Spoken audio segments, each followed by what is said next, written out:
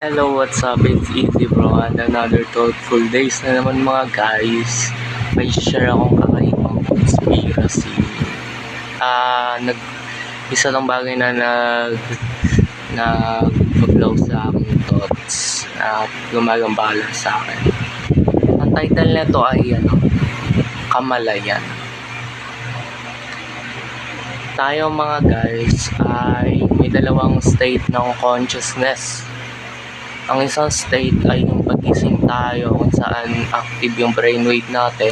At yung isang state kapag tulog tayo at nananaginip, which is nasa ghost yung brainwave natin. Ghost state. Parang state siya na mababa yung opacity. So, ganito mga guys. Pag mababa yung brainwave mo o nasa ghost state ka ng brainwave, makaka-experience ka ng feeling na de-realization ka, de-realization of sense na nadedetach ka sa katawan mo. Problema yun ng ibang mga tao dahil yung ibang mga tao nakakaranas sila ng problema sa consciousness nila, yung pakiramdam na detach nila sa paligid nila, detach sila sa mundo, parang naglalakad sila na blank yung laman, parang wala yung diwa nila sa katawan nila, parang lutang na naglalakad na parang ghost o nananaginip. It's kind of na pupunta ka sa state na nawawala mo yung consciousness mo. So ganito ang tricks and tips kung paano ko nalabanan yung derealization na na-experience. Sinabi ko sa inyo yung dalawang type ng consciousness, yung active consciousness at yung sleep consciousness. Sleep consciousness, yung thoughts natin nagpa-process ng iba-ibang reality, iba-ibang thoughts, iba-ibang imagination. Pag natutulog tayo, kaya nananaginip tayo, which is nasa REM sleeping state tayo. So mga guys, ang tingin ko, ang kailangan natin talagang gawin is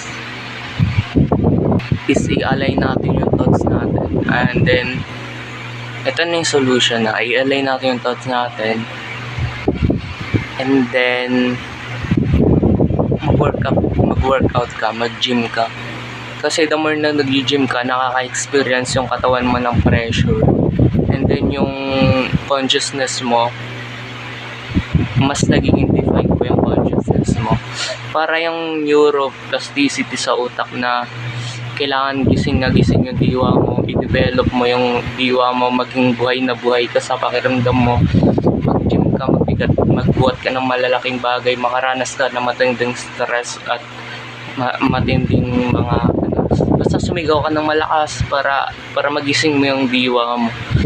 Hindi okay yung pakiramdam na parang tulog tayo at parang wala tayo sa katinuan natin, sa totoo lang. Parang blanco tayo na naglalakad na parang lumilipad na papel lang, tapos wala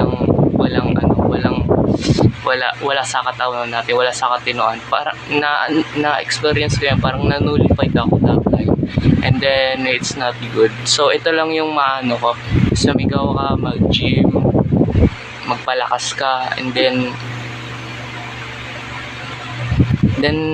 yung tamang routine, kain, tulog, gawin mo ng tama yung mga bagay. Yun lang mga tips ko tungkol sa kung paano mo mag-gain ulit yung kamalayan mo, yung consciousness mo. So ano lang to sa akin, awareness din at saka reminder para sa akin tong video na to. So maraming salamat sa panonood. See you back sa next video. So maraming salamat.